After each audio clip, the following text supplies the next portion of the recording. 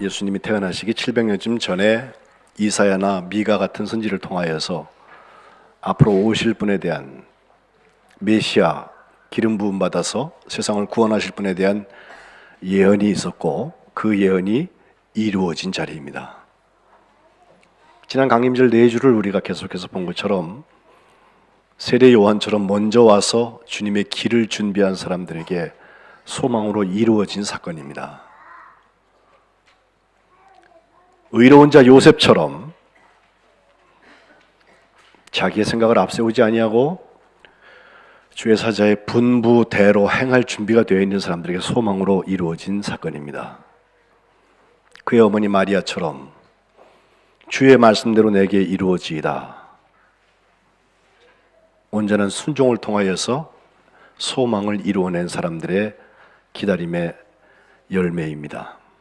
그리고 지난 주일에 그저께 우리가 본 것처럼 동방 박사들 먼 길을 순례하고 와서 결국 별의 인도함, 그의 별의 인도하심을 받아서 베들레헴 마곡간에 성탄하신 예수님을 경배하고 또 소망 중에 다른 길로 고국에 돌아갔던 그들이 경험한 소망의 사건인 것입니다. 사실 처음 성탄 때에는 사람들이 그렇게 성탄의 자리에 관심하지 않았습니다. 그래서 지금 말씀드린 네 종류의 사람이나 또 그 주변의 가족들 정도 빼놓고는 오늘 우리가 읽는 목자들 같은 사람들 빼놓고는 예수님의 성탄을 관심 갖지도 않았습니다.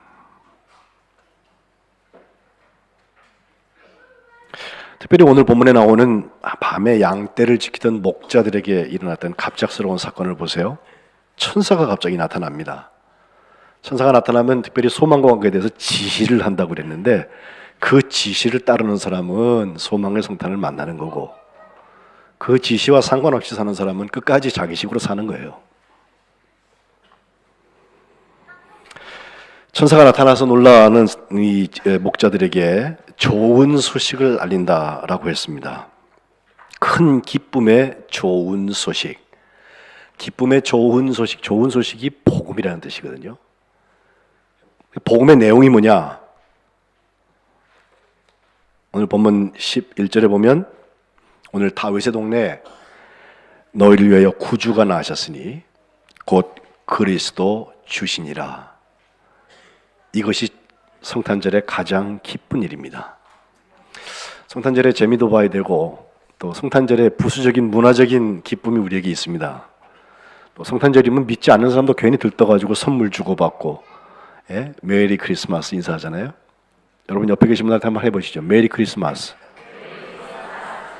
우리 교우들 영어 잘하시네. 어제 제게 글을 전해준 목사님 한 분이 그 얘기를 했어요. 우리가 생일 앞에는 보통 해피 버스데이 그러죠? 아니에요? 여러분은 메리 버스데이 그러세요? 근데 왜 예수님한테만 메리 크리스마스를 할까? 그걸 묻더라고요. 그 메리라는 게 사실은 즐겁다는 뜻을 가지고 있지만 거기에 기쁨이 있기 때문에 그래요. 그 기쁨의 가장 중요한 것은 바로 성탄의 소망이 이루어지는 것이고 우리가 오래 기다려왔던 내가 알던 알지 못하던 그렇게 목말라왔던 바로 그분 예수님이 성탄하셨기 때문입니다. 그리고 성탄하신 그분은 나의 구주가 되신다는 것입니다. 이 성탄이 없었더라면 우리에게 구주의 구원 사건이 일어나지 않은 것을 우리가 금방 알 수 있습니다. 가보면 강보엘사에서 구유에 누워있는 아기를 보게 될 텐데 이것이 너희에게 표적이다 라고 천사가 그들에게 말하는데 사실 어느 동네에 가서 아기가 태어났는데 그 아기를 보고 이것을 표적으로 이해하고 받아들이기가 쉽지 않습니다. 우연히 일어났을 수도 있잖아요. 근데 목자들은 이 이야기를 귀담아 들었던 것 같아요. 근데 그때 놀라운 일이 일어난 것은 오늘 본문 13절에 호련히 갑자기 천군 천사가 나타나서 찬송한 것이 지극히 높은 곳에서는 하나님께 영광이요 땅에서는 기뻐하심을 입은 사람들 중에 평화로다라고 하는 큰 찬양을 합니다. 오늘 우리 할렐루야 찬양대가 또 우리 어린이 찬양대와 함께 핸델의 메시아를 준비해서 오늘 함께 우리가 듣게 되는데, 우리가 듣고 끝나는 게 아니라 이것이 천군천사의 찬양처럼 하나님께 드리고 우리의 고백이 함께 실려지는 역사가 있으시기를 주님의 이름으로 축복합니다. 목자들은 그 천사들이 올라간 다음에 바로 행동에 들어갔습니다. 소망의 언어를 살아가는 사람들은 지체하지 않습니다. 하나님께서 기뻐하시는 일이기 때문에 priority number one, 우리의 우선순위 제일 처음에 있어야 되는 거기 때문에 다른 거 다 내려놓고 그것부터 하는 것입니다. 그들이 먼저 서로 말하고 빨리 달려가서 아기를 찾은 다음에 거기 아기를 보고 자기들이 경험한 그 밤의 천사들이 하나님께 영광이고 땅에서는 기뻐하심을 입은 사람들 중에 평강이라고 하는 이 아름다운 사건을 그들에게 전했습니다. 그리고 오늘 본문 이후에 나오는 20절에 보면 경배가 마쳐진 다음에 그들은 하나님께 역시 영광을 돌리면서 찬송하며 돌아갔다는 것입니다. 놀랍게도 요한계시록 5장에 가보면 천군 천사들이 천국에서 노래하는 것을 사도 요한이 계시를 받아서 기록해 놓은 것이 있는데 5장 12절에 큰 음성으로 그들이 하는 말은 많은 천사라 했습니다. 죽임을 당하신 어린 양은 능력과 부와 지혜와 힘과 존귀와 영광과 찬송을 받으시기에 합당하도다라고 노래합니다. 이 땅에서는 여러분 그걸 잘 모르시잖아요. 우리가 천사를 매일 보고 있을 수도 없고, 근데 적어도 성경이 증거하는 바로 우리가 나중에 천국 가면 거기서 많은 천사들이 이 찬양을 부르고 있을 거예요. 그러니 성탄절은 1년에 하루 12월 25일 날 공휴일처럼 사람들이 지내는데 우리는 그 중에 특별히 선택을 받아서 와서 교회에서 예배하고 내가 그리스도인인 것을 잘 표현하는 데서 끝나는 게 아니라 우리의 진짜 소망은 거기 있습니다. 천국에서 천사들과 함께 예수님 그분, 죽임을 당하셨지만 부활하셔서 우리에게 영원한 생명을 주시는 그분 예수님은 영광과 찬송을 받으시기에 합당한 분이라고 천사들과 함께 찬양하게 될 것입니다. 오늘 메시아 너무 유명한 곡이라서 긴 설명이 필요 없는데 이것을 작곡한 사람이 핸델이잖아요. 그의 원 이름이 게오르크 프리드리히 핸델이라는 독일 이름을 가지고 독일에서 1685년도에 태어납니다. 할레죠. 근데 할레에서 태어나서 이태리를 비롯해서 여러 나라를 다니면서 이 음악의 천재가 일찌감치 결정한 것은 영국으로 건너가서 살 것을 결정을 했어요. 같은 해에 1685년에 또 다른 음악가가 할레 주변에서 결국 큰 활동을 하는데 우리가 잘 아는 바하입니다. 요한 세바스티안 바하가 같은 해에 태어났습니다. 그리고 이 사람들은 교회 음악에 정말 획을 긋는, 바하 같은 경우는 교회 음악의 아버지라고 가지고 말하죠. 특별히 오르간 음악을 많이 쓴 사람인데 우리 찬송가에 핸델의 곡이 딱 세 곡이 있어요. 첫 번째 것은 오늘 우리가 방금 부른 기쁘다 구주 오셨네, 성탄절에 부르는 찬송 하나. 다른 하나는 찬송가 165장 주님께 영광 다시 사신 주 부활 찬송 하나 들어있고, 그 다음 세 번째 찬송이 170장인데 그것이 바로 오늘 연주되는 메시아 3부의 첫 곡입니다. 그 곡에 1742년도에 감리교회를 시작한 존 웨슬리의 형제가 되는 동생인 찰스 웨슬리가 거기에 가사를 붙여서 170장 찬송을 부르게 돼요. 바로 그 1742년이 메시아가 초연된 해입니다.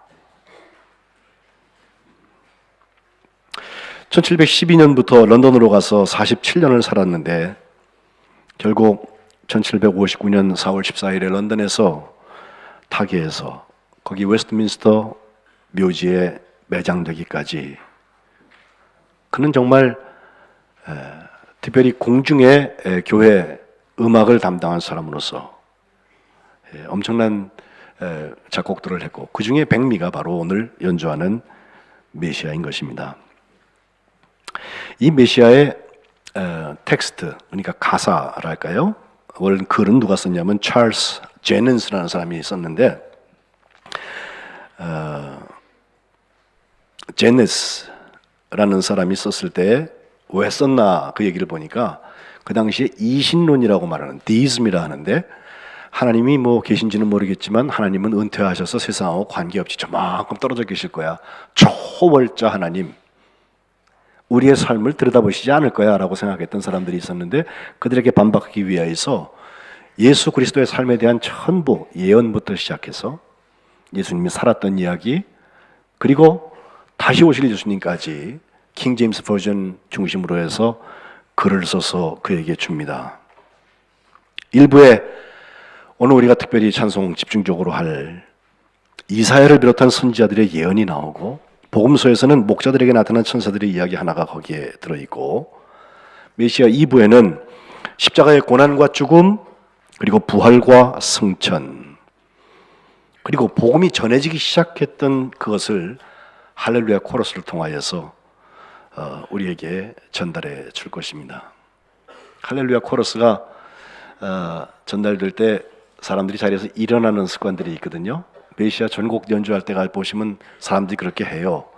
그래서 제가 어려서 왜 일어납니까? 라고 물었더니 거기 임금님이 오셔가지고 조지 2세였는데 그 곡을 듣다가 너무 감동이 돼서 자리에서 일어났다고 그래요. 근데 그것은 역사적인 고증이 안 된 이야기고 실제로 그들이 일어나기 시작한 것도 1742년에 초연됐을 때부터가 아니고 그로부터 14년이 지나서 1756년부터 연주에서 일어나기 시작했다고 합니다. 근데 정말 그보다 귀한 것은요. 핸델이 할렐루야 코러스였을 때 천국의 모습 환상을 봤대요. 죽임당하신 어린 양이 존귀와 영광을 받기에 찬양을 받기에 마땅하다고 하는 그 천사들의 소리를 들었을 것 같아요. 오늘 찬양 중에는 여러분 일어나서도 좋고 안 일어나서도 좋습니다. 그거 강제할 일은 아닌 것 같아요. 다만 우리가 일어난다면 왕이 일어났기 때문에 따라 일어나는 게 아니고 정말 할렐루야로 우리가 천국을 소망하면서 마라나타 아멘 주여서 오시옵소서 그 고백을 가지고 주님께 찬양을 드리면서 일어나서 함께 이 찬양을 드릴 수 있으면 좋겠습니다. 메시아 곡을 작곡하는데 얼마나 오래 걸렸을까? 24일밖에 걸리지 않았답니다. 8월 22일에 작수해서 6일 후에는 일부, 오늘 우리가 부르는 앞에 부분 전부 완성이 되고 또 2부는 9월 6일에 3부는 9월 12일에 24일 만에 만든 다음에 이틀 동안 악보 작업을 다 해서 9월 14일에는 259페이지짜리 오리지널 텍스트가 다 완성이 돼요. 그 당시에는 지금 오늘도 우리 악기가 더 옵니다만은 요 정도 악기, 요보다 조금 더 많았던 정도였던 것 같아요. 찬양대도 이만큼이면 돼요. 우리가 메시아 그러면 연합성가대가 모여갖고 큰 오케스트라를 데리고선 엄청난 스코어를 그냥 연주해야만 그게 메시아라고 생각하는 사람들이 있는데 그렇지 않아요. 처음 초연됐던 그 메시아는 딱 이런 사이즈들이었어요. 악기도요, 트럼펫 둘, 팀파니 드럼, 북이죠. 또 오보에 하나, 둘, 바이올린 둘, 비올라 하나, 또 저성부의 현악기들 뭐 첼로, 컨트라베이스, 또 합시코드 이런 것들이 거기 있었다고 하는데 그 초연 장면과 함께 우리에게 정말 귀한 얘기 하나는 핸델의 메시아를 다 자기가 악보를 자필로 쓴 다음에 맨 마지막에 SDG라고 약자를 씁니다. SDG는 라틴어로 솔리 데오 글로리아, 오직 하나님께 영광.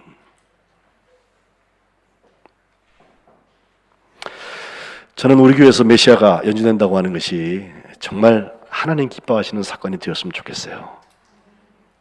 그 메시아 예수님이 2018년도 성탄절에 소망으로 우리 가운데 오셔서 목자들처럼 그 자리를 경배하고 하나님께 영광 돌리는 역사가 있으시기를 주님의 이름으로 축복합니다. 기도하겠습니다.